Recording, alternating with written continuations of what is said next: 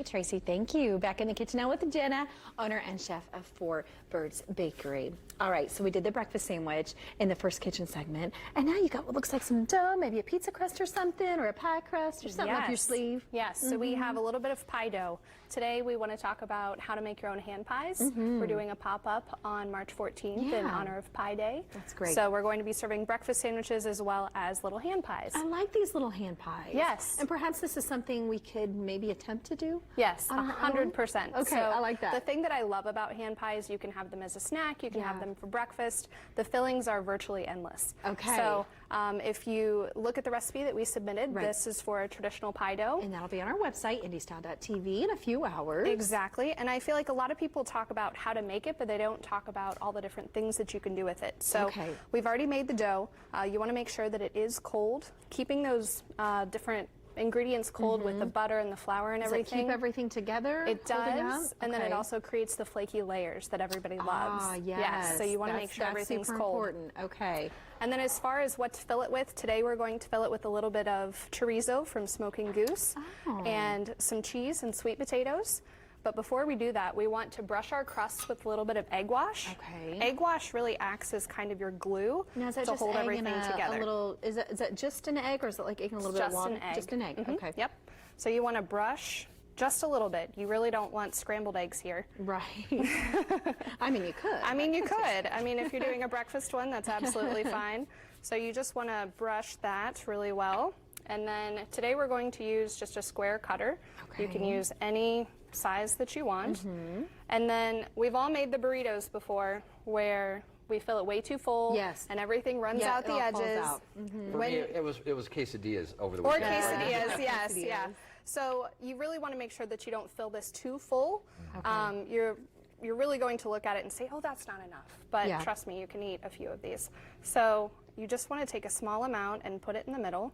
Okay. And the biggest thing, you want to make sure all of your ingredients, especially if they're meat or eggs, are cooked. Yeah. Because you don't want anything leaching out, especially if you do spinach or anything with a high water content. You really don't want to have any raw ingredients.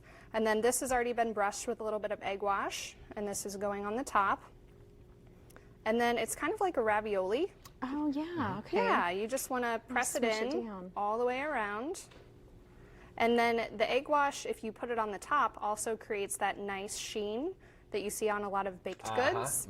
Yes. Yeah. So gives it some pull this shine. away. And then lastly, we want to take a knife, which I have over here. All right. Take a knife and just create a little slit in the top. Oh, that's going to let it breathe a little bit. Exactly. If you don't, it might explode out the side. So you really want to make sure that when you cook this, it's going to allow the steam to penetrate. It's like a ventilation. Exactly. Yeah. You can take a fork, crimp the edges. I just kind of like to, use my fingers to make sure that they're super, super crimped. And then we're just going to take a little bit of egg wash and brush that over the top. Some people also use heavy cream. That works as well.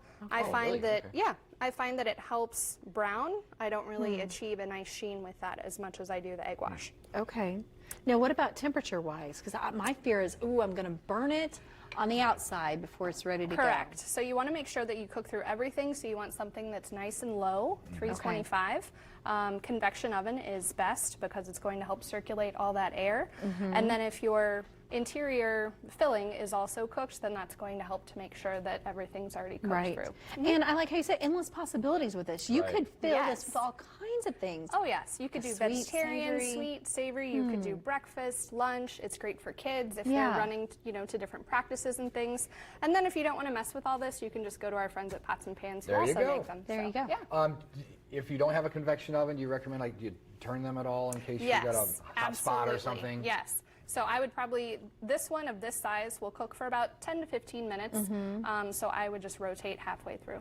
Okay. Awesome. Yeah, absolutely. Load up on this in the breakfast sandwich. So the one pop-up is this weekend? Yes, it is this Saturday from 9 a.m. to 11 a.m. at the bakery in Fountain Square. Okay. And that's where we will be doing a bacon, egg, and green tomato sandwich with pimento cheese. Try what they made us earlier. Yes. Like this one. Yes. Right there. Kind of like that And then March 14th is the hand pies. Correct. Awesome. Great. Absolutely. Jenna, thank you so much. Thank you. Thank you. FourBirdsBakery.com is where you can find them.